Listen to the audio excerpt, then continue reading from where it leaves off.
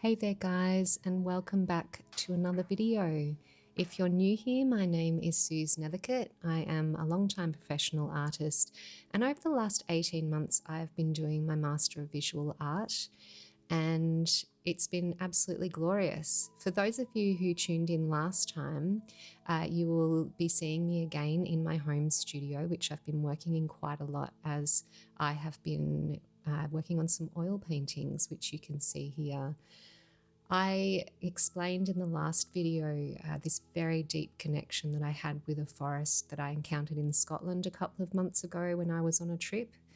And ever since then, I have been unpacking that experience through a variety of mediums. So if you haven't seen that previous video, I'll link it in the description so you can have a look and get the background if that interests you.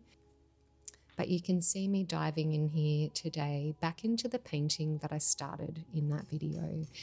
There's a painting of me looking at a waterfall and hugging a tree in that forest because I've been really seeking ways to capture that moment, that feeling that I had in that forest, this really deep connection and feeling held by that landscape. I've been exploring that through a variety of different mediums. So one of those has been this fairly large oil painting that you can see here.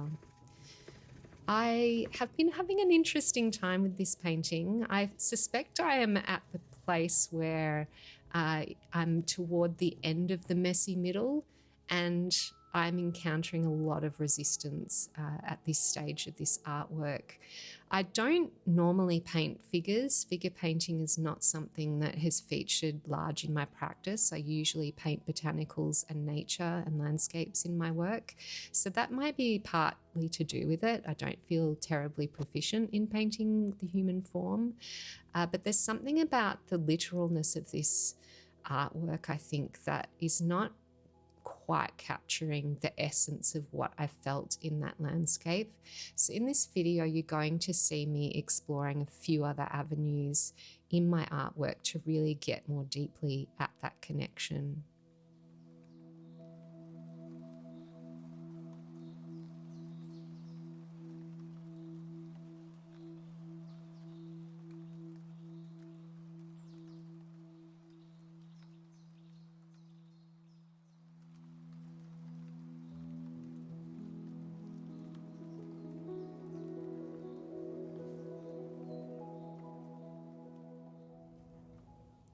One of the ways that I've been exploring this landscape is through the photos that I took while I was there. I've done some beautiful edits in Lightroom and Photoshop of this forest to really capture the dual-toned feeling that I felt when I was in that landscape.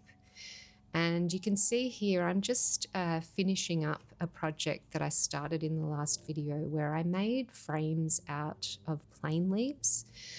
I cut holes in them and mounted them on foam core, and you can see me here just locating and attaching the photographs into the frames that I made.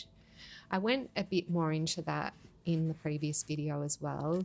But basically what this is about is me trying to frame my experience of how I feel very connected with European trees and plants, which is, I believe it's because 100% of my DNA is from Europe and England, and that is my frame of reference for how I experience the landscape here in Australia. I've always felt really troubled about the fact that I feel really drawn to European forests and trees, but this experience that I had in Scotland really helped me to understand why I feel so connected with those European plants and trees. So I'm just finishing up a few of those here in this clip, and I have a few more at my university studio that I've already mounted on the wall, so I'll have to remember to show you some footage next time of how they have turned out. I'm not exactly sure if these will be framed or not. I'm popping some little hooks on the back, just made out of bookbinding linen, so we'll see how that goes.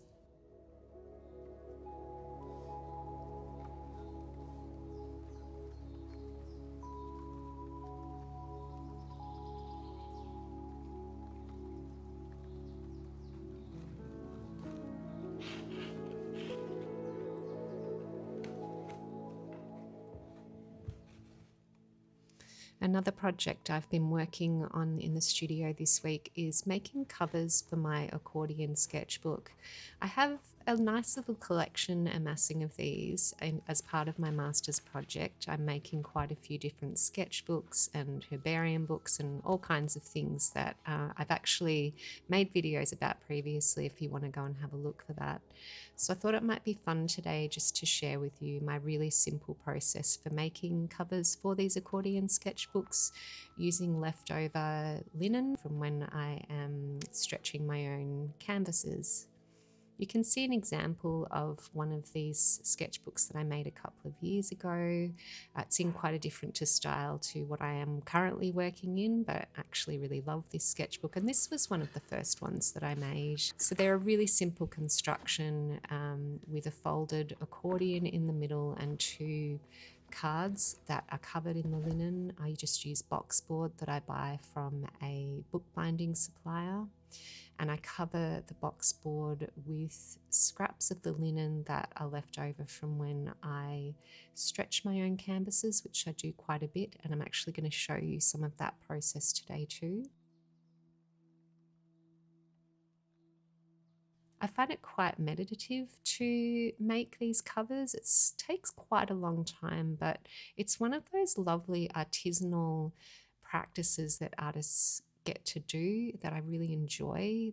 Some days I don't quite have it in me to paint, but I've always got it in me to craft a little book and glue some things together. Sometimes I will paint the covers with a little bit of clear gesso, just so that if I choose to paint them later, I can. And I do just sand them back so that the covers are nice and soft and not sandy to the touch, because the Liquitex clear gesso that I use can get a little bit rough. I save all the packaging from my linen pajamas and bedding to use as the ties on the sketchbooks. The glue that I prefer to use for my sketchbook covers is simply the Liquitex matte gel. I find that that works for most of my bookbinding, my collage supplies, and I really like it because it dries matte.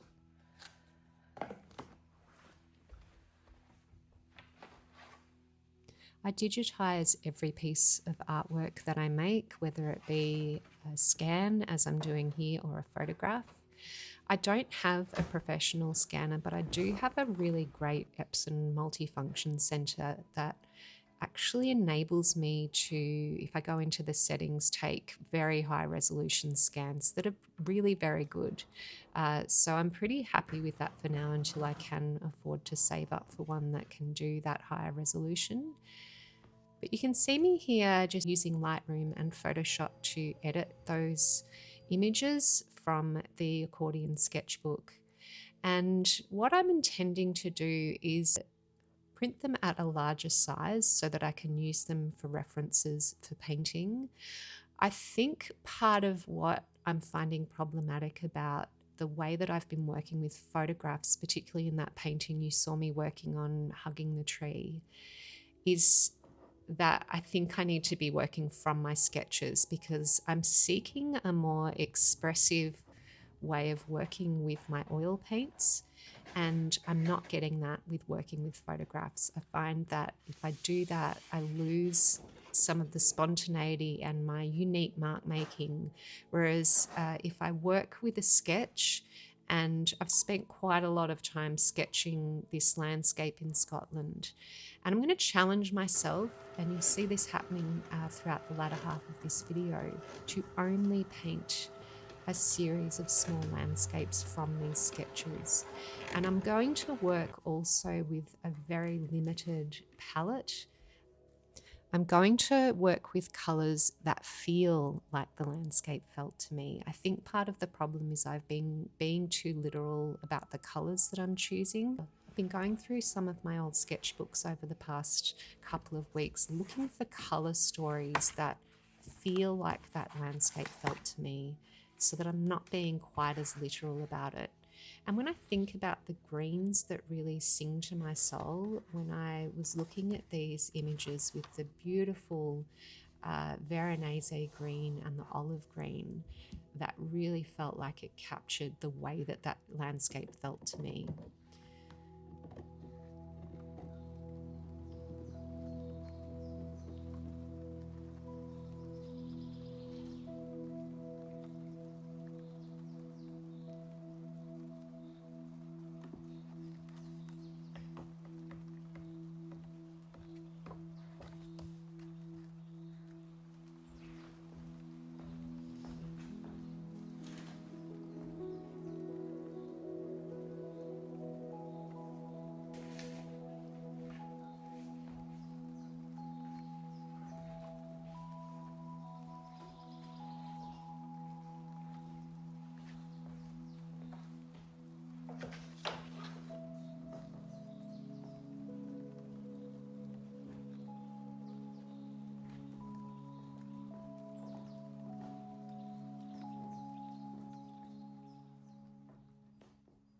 I've also been on a bit of a learning curve with the water mixable oil paints over the past few weeks. This is a fairly new medium to me.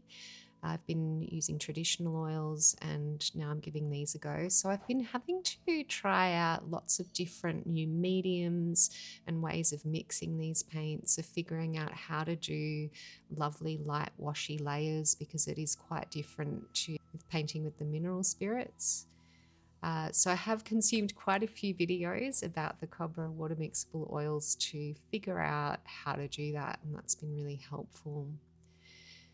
But you can see here that I'm going into painting this artwork with a very different approach to where I was at with the last painting. With that last larger painting, because I was really specific about it being a narrative painting, capturing a moment in my life and working with photographs, I actually used a projector to help me to get that composition right. But I really wanted to flip it over with the approach to these smaller landscapes and go in a much looser and more expressive and direct way.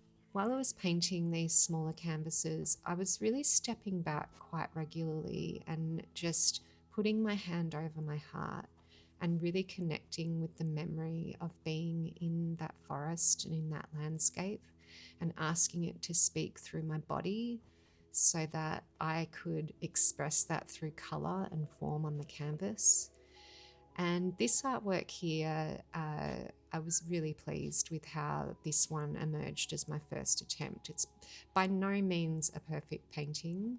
I am treating each of the paintings in this particular series that I'm painting quite quickly and in rapid succession. I'm painting very prolifically with this because I find being prolific with my artwork really helps me to loosen up and to be less attached to the outcome. And that's something that can become really challenging, particularly on larger artworks. But the whole idea of working on these smaller artworks is so that I can find my feeling for the forest and bring that to the canvas and work only with the marks that I can see in my sketches, and being really lyrical about how those branches express themselves through my drawings and letting that re-express itself through my brush. So I really, really enjoyed the process of this first painting in this series, and it actually felt like quite a breakthrough for me. It's a place I have been wanting to find with my painting for a long time. Actually, I felt quite stuck with the new direction I want to take with my landscape work. So I felt like this was a really promising beginning.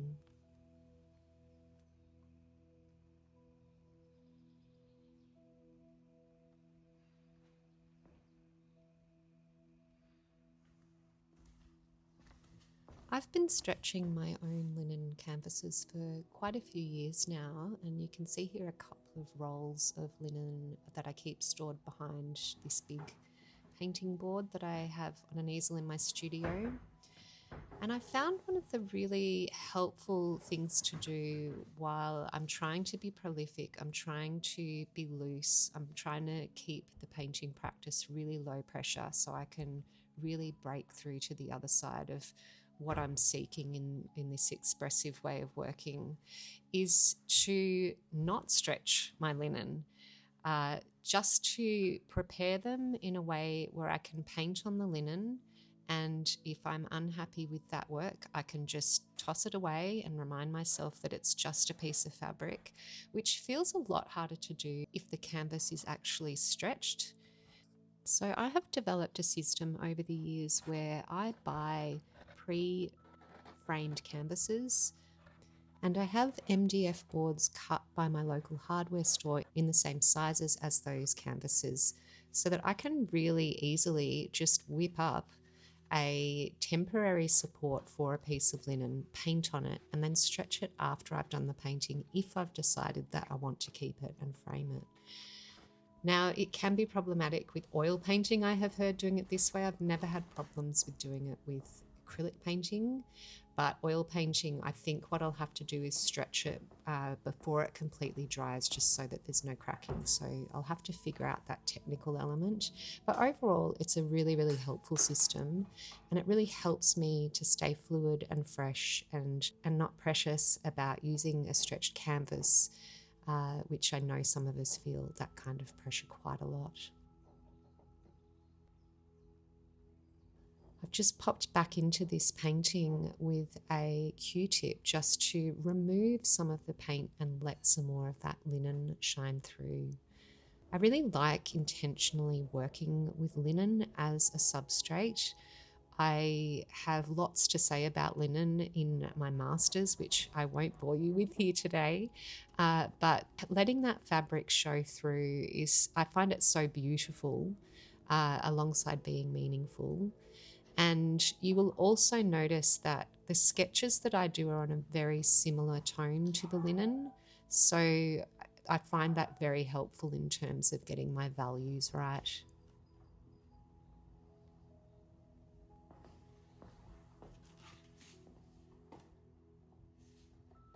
So you can see me just slipping on a new little canvas that I have just temporarily stretched over the MDF to begin a new work.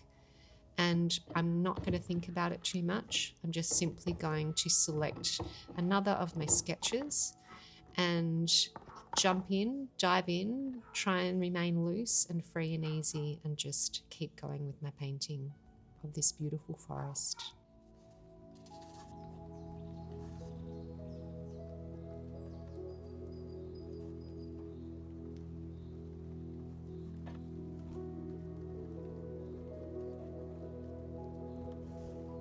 Another helpful thing is to attach the tone drawing paper to the underside of my glass palette so that I am mixing my paints on a very similar tone to the linen substrate.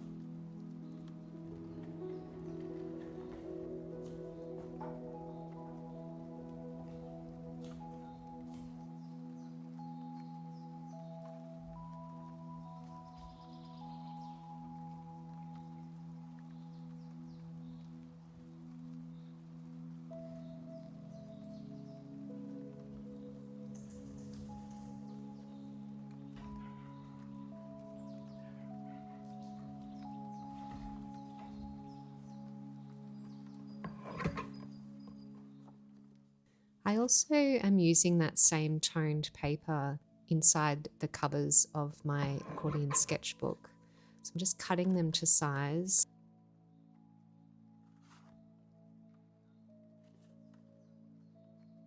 And also cutting the ties that are going to go around the book.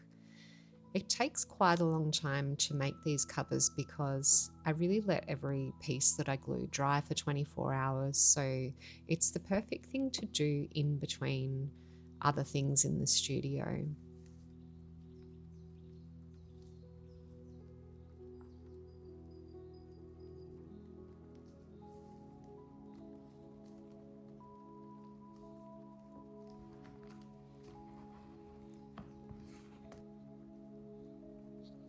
I just use little dobs of the gel medium to attach the ties to either side of the back cover of the book before I glue on the sheet of paper on the inside to cover it.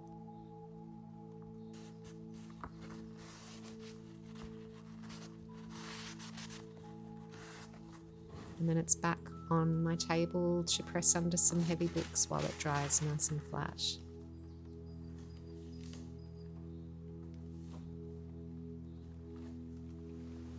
One of the things I love about working in my home studio is being able to go out into my garden under my beautiful pin oak tree, perhaps pick a botanical sample and bring it back into the studio.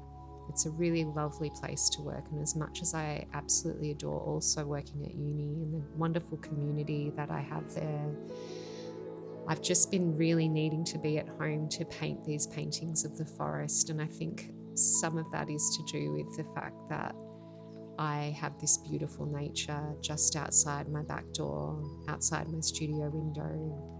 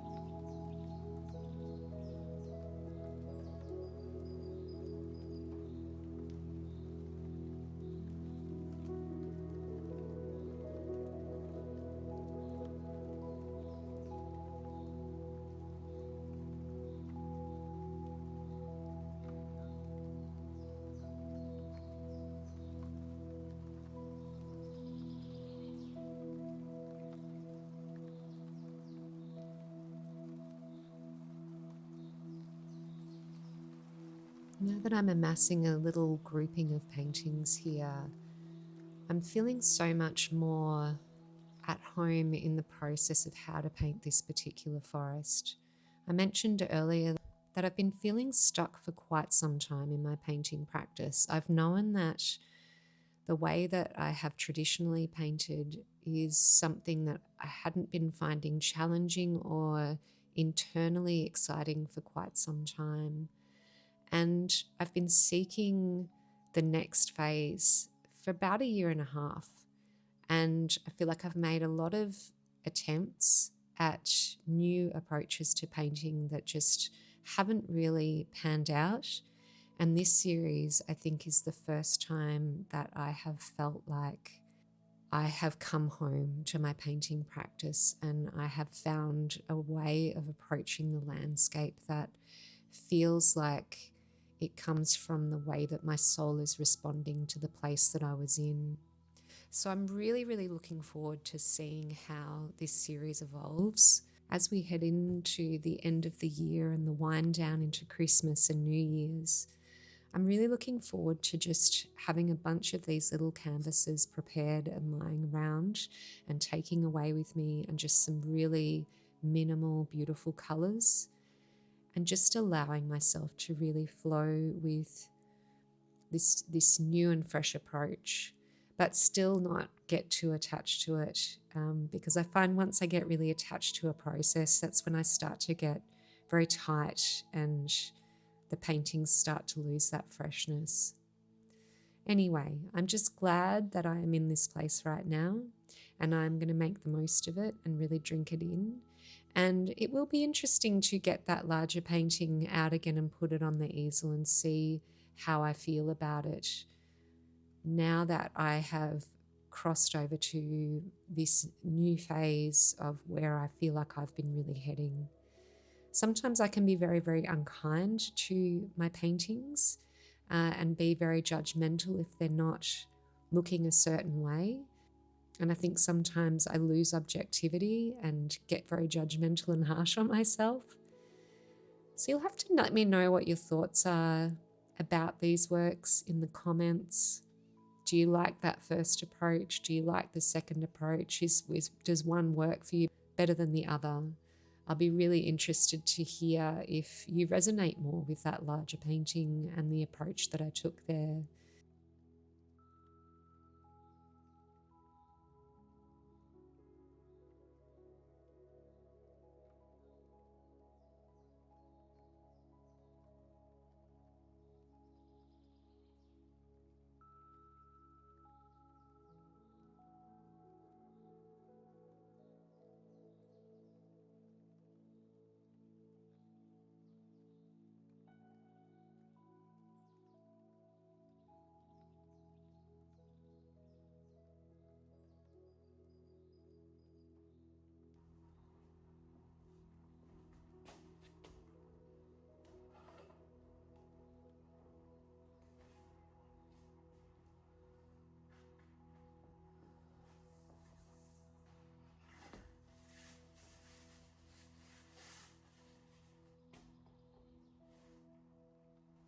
I'm often just trying to wedge one more painting in before I have to go and pick the kids up at school.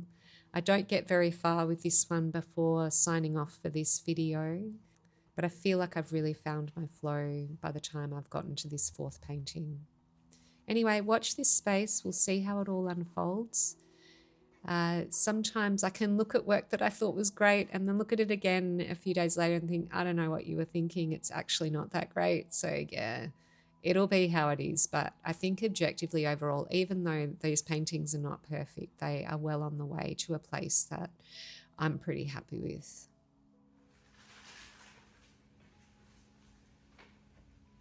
And I'm up to the very last part of putting together my accordion sketchbook of this beautiful Scottish landscape. So I simply just paste in the page at the front and the end to each of the covers that I've made, making sure they're nice and centered and well adhered.